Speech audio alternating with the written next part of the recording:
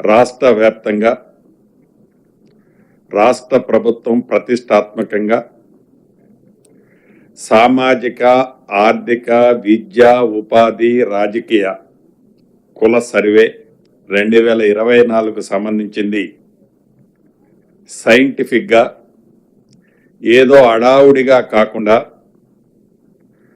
ఒక మనిషికి జబ్బు చేస్తే ఎక్స్రే తీస్తే ఎలా అయితే ఆ మనిషిలో ఉండే ఏమి మార్పు ఉందో స్పష్టంగా కనిపిస్తుందో, ఏది అవసరమో స్పష్టంగా తెలుస్తుందో ఆ విధంగా ఈ రాష్ట్ర ప్రభుత్వం ప్రతిష్టాత్మకంగా ఈ సర్వే 2024ని 6వ తారీఖు నుంచి 8వ తారీఖు దాకా రాష్ట్ర వ్యాప్తంగా ఉన్న కుటుంబాలు ఎన్ని అని ఒక అనాలిసిస్ చేయటం జరిగింది.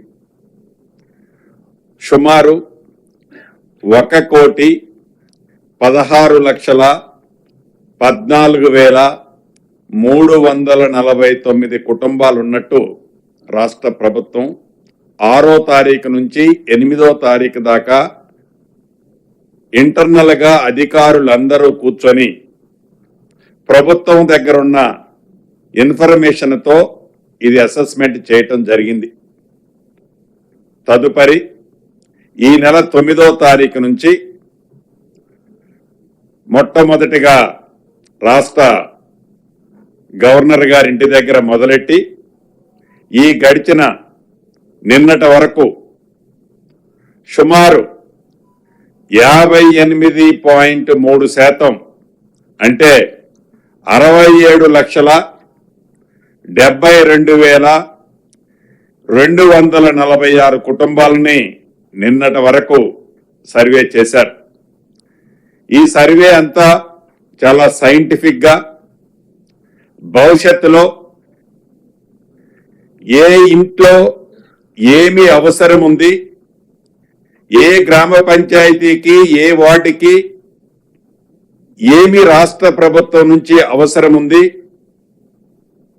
ఏ డివిజన్కి ఏ నియోజకవర్గానికి ప్రతి ప్రాంతానికి రాష్ట్రంలో ఉండే మారుమూల ఉన్న ప్రతి ప్రాంతానికి కూడా ప్రతి కుటుంబానికి కూడా ఏమి అవసరం ఉన్నది అనే కావలసిన విధంగా భవిష్యత్తులో ఈ రాష్ట్రాన్ని ప్రగతి పదంలో తీసుకుపోవటానికి అవసరమైన అన్ని అంశాలని క్రోడీకరించి 75 అంశాలకు కూడిన ఫార్మెట్ లో ప్రతి బ్లాక్ కి ఒక అబ్జర్వర్ ని, ప్రతి 10 మందికి ఒక సూపర్వైజర్ ని ఏర్పాటు చేసి ప్రతి జిల్లాలో జిల్లా కలెక్టర్ గారితో పాటు జిల్లాలో ఉండే అడిషనల్ కలెక్టర్ గారు, ఆర్డీఓ గారు, మండల స్థాయిలో ఉండే ఎంపీడీఓలు, ఎంఆర్ఓలు యంత్రాంగాన్ని మొత్తం స్ట్రీమ్ లైన్ చేసి సైంటిఫిక్ గా రాబోయే కొద్ది రోజుల్లో ఈ సర్వేని పూర్తి చేయబోతుంది. ఇప్పటి వరకు జరిగిన సర్వేలో హైయెస్ట్ గా ములుగు జిల్లాలో 87.1%,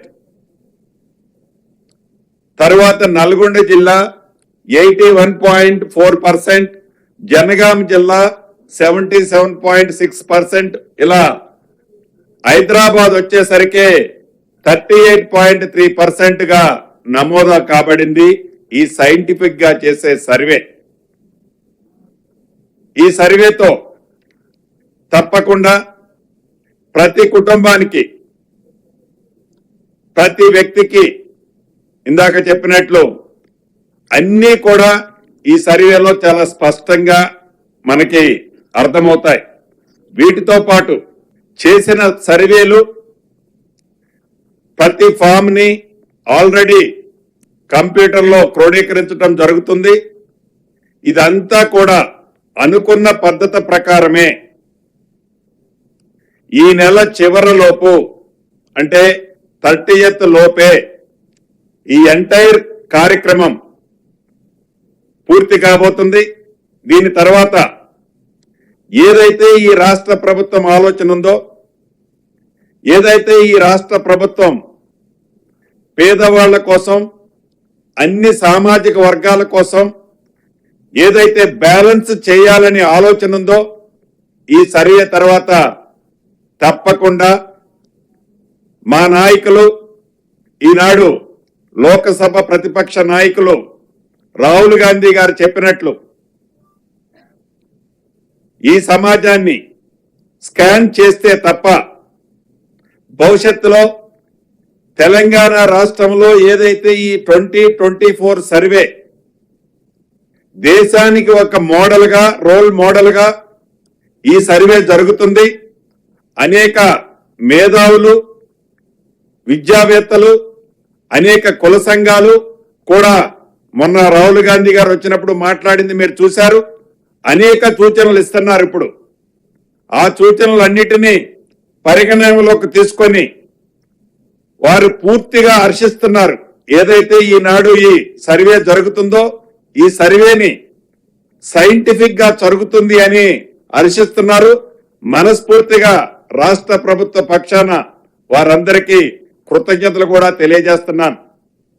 వీటితో పాటు ఎలానైతే హర్షిస్తున్నారో మేధావులు, అనేక కుల సంఘాలు, విద్యావేత్తలు వారి వారి సూచనలు ఇస్తూ సక్రమైన మార్గంలో, రైట్ వేలో ఈ సర్వే జరుగుతుంది అనే దానికి కౌంటర్గా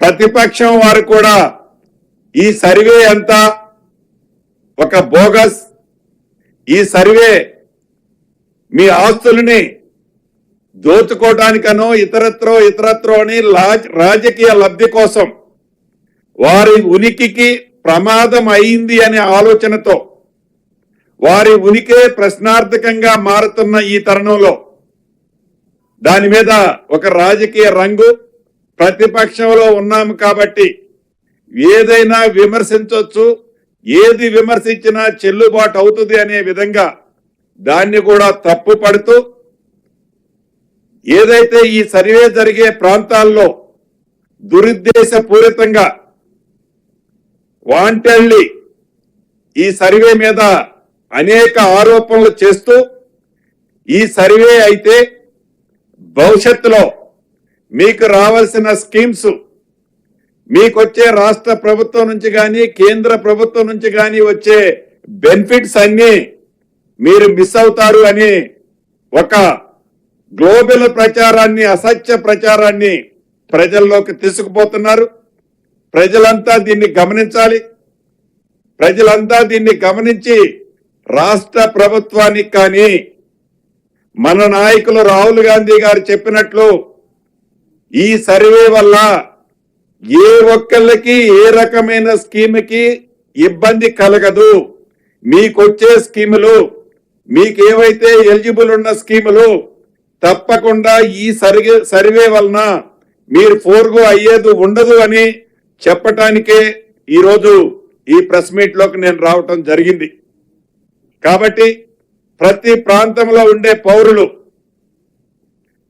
మీ ఇంటి దగ్గర కానీ మీరు ఎక్కడుంటే అక్కడ, మీరు ఏ ప్రాంతంలో ఉంటే ఆ ప్రాంతంలో మీ పేరుని, మీ కుటుంబాన్ని ఈ సర్వేలో మీరు కూడా పాల్గొని నమోదా చేర్చుకోవాల్సిందిగా మనస్ఫూర్తిగా రాష్ట్ర ప్రభుత్వ పక్షాన మీ అందరినీ కోరుతున్నాను.